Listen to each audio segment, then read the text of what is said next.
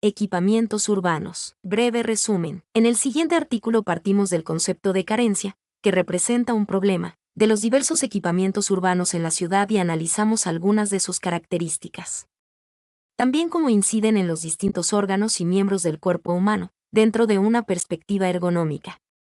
A modo de apéndice tratamos el vandalismo como una problemática social y particularmente urbana, considerando que atenta contra la funcionalidad de dichos elementos. Palabras claves: equipamientos, ciudad, pictograma, tipografía, sentarse, vandalismo, ergonomía. Introducción. La ciudad es un conjunto de volúmenes y espacios, con forma de calles, edificios, instalaciones, parques, etc., en los cuales se desarrollan cotidianamente actividades diversas: habitacional, laboral, productiva, comercial, tráfico, deportiva, esparcimiento, atravesadas por la relación cotidiana entre las personas.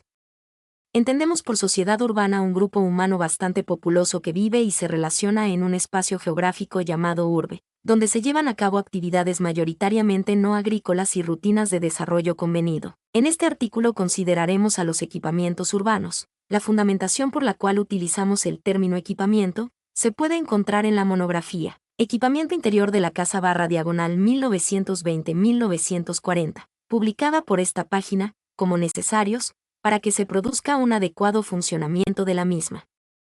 En nuestro planteamiento de diseños exclusivos subyace la idea primaria de funcionalidad. Es preciso que el mobiliario urbano se ajuste a las necesidades humanas y de solución práctica a requerimientos concretos. Estos se adapten a quien los utilice, insertándolos en la geografía urbana, en procura de no degradarla, empleando para ello materiales no agresivos. Partimos del concepto de carencia, por no encontrarse el espacio urbanizado lo suficientemente equipado, ocasionándole al usuario un problema de funcionalidad.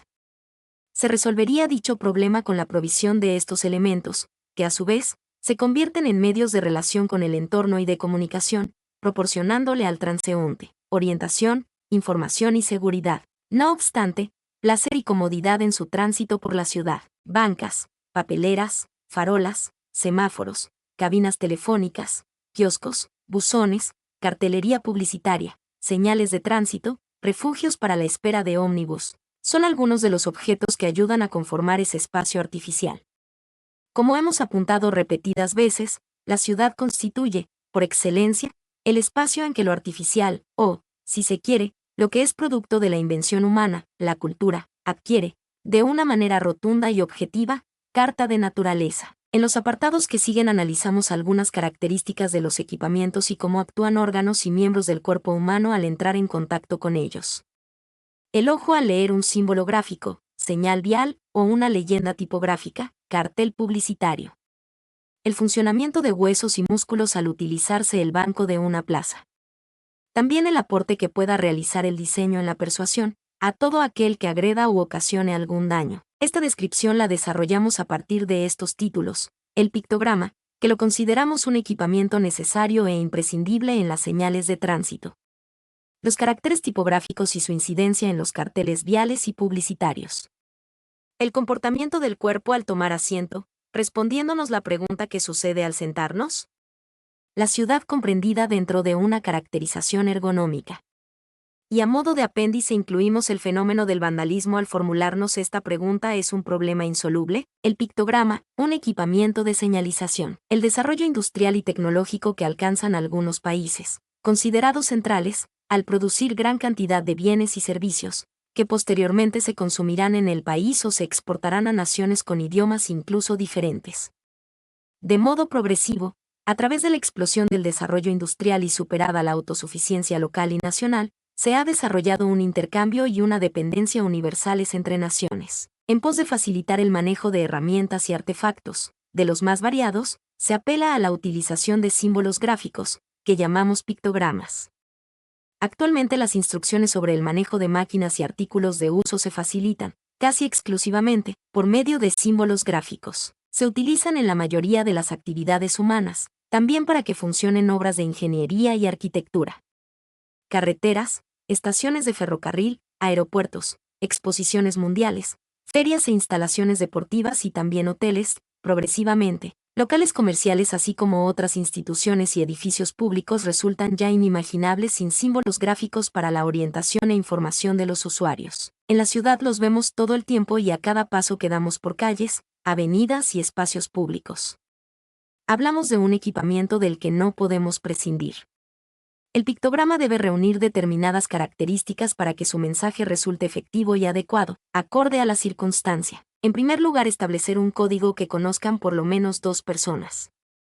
El proceso de comunicación es correcto cuando el receptor asigna a la señal el mismo mensaje que el emisor quería transmitir. Su diseño cuenta con los rasgos necesarios, sin aditamentos, lográndose una abstracción. Concisión gráfica no es una cualidad que haga referencia a la estética, sino a la claridad visual. Se trata de entender la forma más clara que de la manera más eficaz eleve un signo, a partir de la expresión y el contenido, hasta una globalidad. En lo posible no haga referencia a ningún contexto sociocultural, de una determinada comunidad, etnia o responda a razones estéticas propias de un país. Los criterios de selección de los sistemas señaléticos deben responder específicamente a su propia funcionalidad.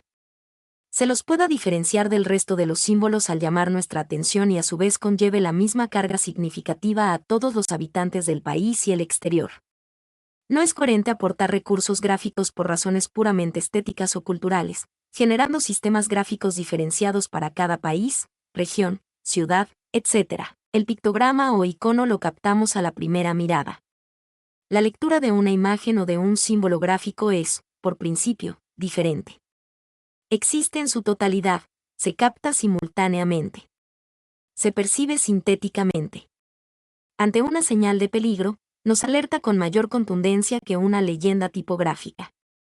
Entre ambas opciones, la segunda nos resulta incongruente, al obligarnos a detener la marcha para leerla. La tipografía en señales y anuncios. La gran producción y comercialización de mercancías que realiza el mercado, cuenta con una poderosa herramienta de difusión, la publicidad, que se plantea como principal objetivo, estimular el consumo. Nos llegan a través de los distintos medios visuales, imágenes, muchas de las cuales se encuentran acompañadas por un mensaje tipográfico. Es evidente que la civilización occidental está determinada por una cultura de la visión, siendo creciente la conciencia por la importancia que adquiere la comunicación visual a través de soportes como pantallas de ordenador, libros, señalizaciones, anuncios, mapas, embalajes, etc., los cuales conforman en la actualidad gran parte de nuestro entorno comunicativo visual, y que en algunos casos se configuran como determinantes de nuestra actuación y comportamientos. Las señales de tránsito deben fundamentalmente informar, prevenir y orientar. La señalización vial debe recurrir a elementos uniformes, asépticos, despersonalizados con respecto a la morfología del paisaje, estilo o entorno sociocultural en que se aplica. En todo momento debe cumplir con todos aquellos aspectos requeridos de orientación y seguridad de los individuos. A diferencia del pictograma, los caracteres tipográficos se leen analíticamente, su lectura es lineal, un término detrás de otro y de forma sucesiva. Ambos reúnen una semántica propia al igual que una sintaxis, la que ordena los símbolos para facilitar su lectura. Debería existir una complementación entre ambos, al resultar dificultosa la transmisión de un mensaje únicamente por medio de símbolos. La simbología gráfica y los mensajes tipográficos deben reunir rasgos claros y no redundantes y que no le demande excesivo esfuerzo de localización, atención y comprensión a quien los lea, ocasionándole un innecesario cansancio a sus ojos. La retina, principal área del ojo, recibe la imagen a consecuencia de un estímulo luminoso que arriba al cerebro por medio del nervio óptico. La retina está compuesta de 2 áreas sensibles, los llamados bastones y conos. Los conos son principalmente sensibles a las variaciones de la longitud de onda de la luz, la cual da lugar a la sensación subjetiva del color. Los bastones son esencialmente sensibles a la cantidad de luz y no lo son particularmente a las diferencias de la longitud de onda. El principal aspecto del carácter tipográfico es su legibilidad. Si decimos de algo que es legible, queremos decir que, en nuestra opinión, o según nuestra experiencia, la gente a cuya lectura va destinado puede hacerlo en las condiciones en que, a nuestro parecer, lo verán. Las otras 2 características son buena visibilidad y facilidad en la lectura.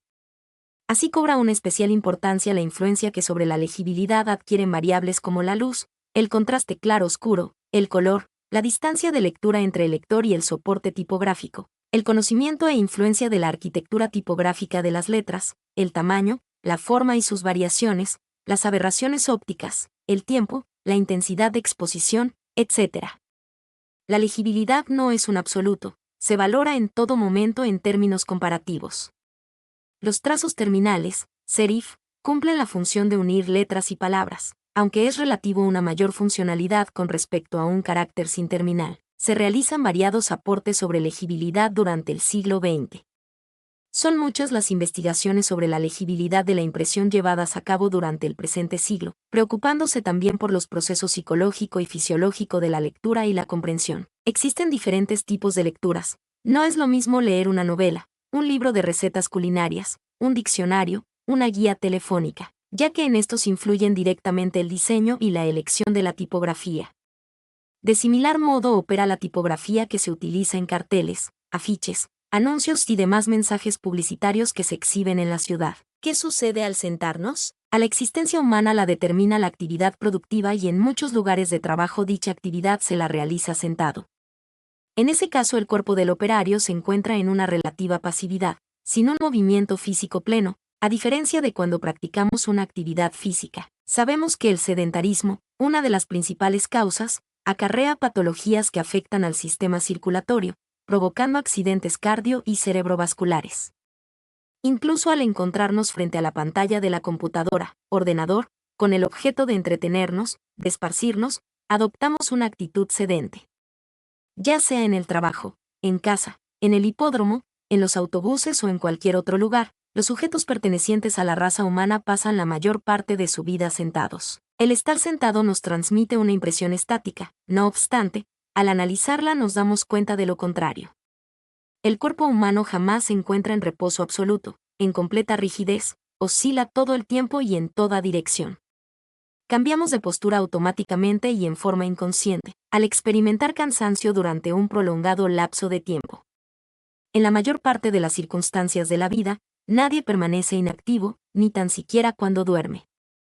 Antes bien, en la mayoría de las situaciones laborales o de ocio, las personas están, ya sea porque manejan el volante de un automóvil o porque preparan una ratonera o alcanzan el salero encima de la mesa. Si bien el estado ideal es permanecer de pie, ya que los músculos no se encuentran en tensión y los huesos no se oprimen unos a otros. No está preparado nuestro cuerpo para estar sentado, sino para el movimiento. Dado que cualquier postura estática sostenida por largos periodos de tiempo siempre es causa de tensiones musculares y que la ausencia de movimiento dificulta la nutrición de los discos intervertebrales. Nuestro cuerpo no está concebido para estar sentado hora tras hora, día tras día, sino para el movimiento, para la vida activa en la naturaleza. Lamentablemente y por el imperio de las circunstancias, se realizan tareas en diversos ámbitos con un equipamiento, sillas, sillones, butacas, etc., rígido o de una limitada regulación de las partes que lo componen. Como se puede suponer, dicha situación entra abiertamente en contradicción con lo que venimos argumentando. Como diseñadores resulta conveniente que conozcamos la estructura del cuerpo humano y su comportamiento en determinadas circunstancias. En el sentido de que es un volumen y por lo tanto ocupa un espacio. Contar con algún conocimiento de estándares antropométricos al encarar un proyecto de diseño y conocer algunos términos básicos. Pero por sobre todas las cosas reconocer los límites de esta aplicación. No solo dimensiones estáticas, bidimensionales, aspectos biomecánicos, sino cómo juegan en una relación dinámica, con respecto a la holgura, el alcance y la movilidad. Las dimensiones estructurales, denominadas estadísticas, son las de la cabeza, tronco y extremidades en posiciones estándar. Las dimensiones funcionales, llamadas a veces dinámicas, tal como sugiere el término, incluye medidas tomadas en posiciones de trabajo o durante el movimiento que se asocia a ciertas actividades, en consonancia con esa realidad, intentando resolver la mencionada contradicción en la instancia del diseño al comprender en esta algunos factores que tiendan a la flexibilidad del equipamiento, siendo acordes a cada actividad, al cambio de posiciones y a una no limitación del movimiento corporal. No limitar nuestra visión únicamente a lo estrictamente mensurable, también el aspecto psíquico y la proyección que hacemos en cuanto a nuestro espacio envolvente, en el cual nos sentimos protegidos y a buen resguardo del contacto con el otro. La falta de apoyabrazos complica la delimitación de las plazas de asiento, pero el usuario tiende a establecer su propio territorio, adoptando la postura que desea y depositando cerca de sí objetos personales, como carteras, bolsas o paquetes. Las características de este tipo de asiento conceden la posibilidad de contacto corporal. De ahí que tengan un papel relevante las dimensiones ocultas y el espacio corporal de la determinación del grado de proximidad admisible para quienes comparten este asiento. Este análisis del equipamiento en el ámbito de trabajo, por convertirse en el lugar habitual, cotidiano y en el que nos encontramos una cantidad fija de horas al día, no difiere mayormente a cómo se comporta nuestro cuerpo. Al sentarnos por momentos, cuando utilizamos la banca de una plaza o paseo público, haciendo un alto en el trayecto o simplemente para disfrutar el panorama que nos rodea. La ergonomía en la ciudad. En los distintos apartados exponemos diversos aspectos relacionados con la ergonomía. Esta disciplina se sirve de los aportes de otras áreas del conocimiento y se ocupa en vigilar el cuerpo físico y psíquico del usuario. Es la ciencia que aglutina las informaciones aportadas por la anatomía, la psicología y la fisiología con una sola finalidad: ayudar con sus conocimientos a la creación de un espacio de trabajo y de descanso acorde a las necesidades del hombre, potenciando la eficacia de los movimientos y disminuyendo el esfuerzo invertido en ellos. Aquí la adaptamos al transeúnte de la ciudad, al velar por su buena salud, cuidando que no desperdicie energía al desarrollar una función en pos de satisfacer una necesidad, resultando placentero y cómodo el contacto con el entorno. El objeto de estudio de la antropometría, una de las áreas de la ergonomía, son las dimensiones corporales del ser humano. Se diferencian entre individuos de distinta clase socioeconómica y de diversa procedencia étnica. La antropometría y los campos de la biomecánica afines a ella tratan de medir las características físicas y las funciones del cuerpo, incluidas las dimensiones lineales, peso, volumen, tipos de movimientos, etc. Históricamente las ciudades se fundan y desarrollan en derredor de la actividad industrial, la comercialización y tráfico de productos. El flujo ordenado de mercancías y servicios constituye una intrincada red de comunicación global con cuya trama interfieren otras acciones lúdicas, deportivas o de simple esparcimiento. Para que dicho tráfico funcione con una relativa normalidad, se hace necesario evaluar en qué sitios ubicar los diversos equipamientos, de acuerdo a su importancia y también con respecto a la frecuencia en su utilización. El orden y la claridad urbana son cualidades de la ciudad que se han de traducir en la ubicación de los elementos surgida de la lectura del espacio público. Cada elemento ha de buscar su lugar y no modificarlo como ocurre con frecuencia. Pero a la vez, cada diseño debe poder ser colocado en cualquier escenario de la ciudad, es decir, no tiene por qué haber diseños específicos para lugares distintos de la misma ciudad. 25. Respetando para ello algunos principios en su distribución en el trazado urbano, como son los de importancia, frecuencia de uso, funcional y secuencia de uso. El color es un aspecto que incluimos dentro de lo ergonómico por cobrar suma importancia en el cromatismo de los objetos en general y de los equipamientos urbanos en particular, al simplificar la tarea de percepción, detección y diferenciación y facilitar la accesibilidad a los mismos.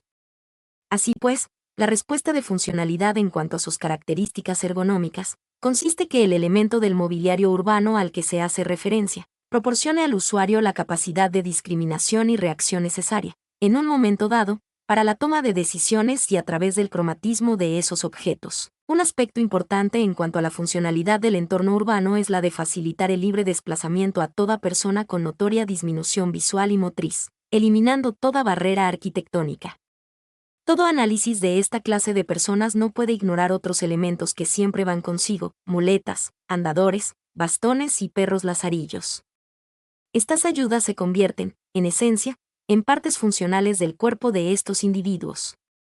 Ayuda y usuario se tendrán habitualmente como integrantes de una sola entidad. ¿El vandalismo un problema insoluble? La inclusión de este apartado a modo de apéndice se relaciona con la funcionalidad de los distintos equipamientos en la ciudad. Simultáneamente se producen circunstancias que contradicen dicha funcionalidad y se originan en el uso, el envejecimiento por el tiempo transcurrido, el clima, viento, sol, lluvia, y el maltrato o agresión humana, que comúnmente llamamos vandalismo. El vandalismo es un fenómeno social y en particular urbano. Podríamos buscar sus causas en la desprotección social, económica, educacional y cultural que sufren la mayoría de los ciudadanos /diagonalas. Ahora bien, este fenómeno se produce en barrios humildes de trabajadores y pequeños comerciantes o también en barrios acomodados de clase media y alta. No poseemos una respuesta concluyente a esta pregunta, pero nos animamos a afirmar que cuanto más interpretemos sus causas, respuestas más satisfactorias desde el diseño proporcionaremos, con respecto a esa realidad. Parece obligado a hacer una pequeña referencia al vandalismo, ya que este fenómeno, por desgracia demasiado habitual en nuestras ciudades, convierte a cualquier elemento en débil. Pero no se debe caer en la bunkerización de la ciudad como respuesta a un comportamiento determinado. Nunca el vandalismo o gamberrismo de unos pocos ha de provocar la frustración de muchos. La respuesta debe darse desde otros niveles o estamentos, y el diseño debe responder al vandalismo mediante la disuasión. La administración municipal dispone de un presupuesto financiero, que todo municipio administra y en la mayoría de los casos es determinante en la elección de un proyecto de diseño, con el objetivo de lograr una más eficiente economía, reduciendo costos de mantenimiento, por EJ, el reemplazo total o parcial del equipamiento. La resistencia a la agresividad del medio urbano, el envejecimiento durante el tiempo que ha de permanecer en uso y la facilidad de montajes y mantenimiento, son puntos a acometer desde el diseño de los elementos urbanos. Tendiendo a que éste se produce industrialmente, en serie y estandarizado, en base a un prototipo de diseño simple, economizando materiales y que resulten ser los más resistentes, para dificultar su rotura o incineración, también contempla el diseño de dispositivos de anclaje para evitar su robo. Son algunas decisiones en el programa de diseño, con la sola finalidad de disuadir, en lo posible, a la agresión y el deterioro intencionado e indiscriminado. Conclusiones. Primera conclusión. A la ciudad, en la actualidad, no se la considera como hace décadas atrás, que decora su geografía urbana por considerar que las necesidades de los ciudadanos son simples, intrascendentes y carentes de entidad. A consecuencia de la evolución científica surgen nuevas tecnologías que enriquecen la producción y el tráfico de productos. Incluso se generan múltiples áreas destinadas a los servicios, al concentrar un creciente número de información. Ahora reúne una complejidad mayor a la de aquellos tiempos y no solo da cobijo a aquellos que la habitan, circulan, trabajan y se esparcen en ella. Es por ello que la relación entre el usuario y el entorno urbano se torna cada día más conflictiva, compleja y contradictoria. Llegar a comprender esta complejidad para diseñar entornos más saludables, en pos de proporcionar una satisfacción acorde.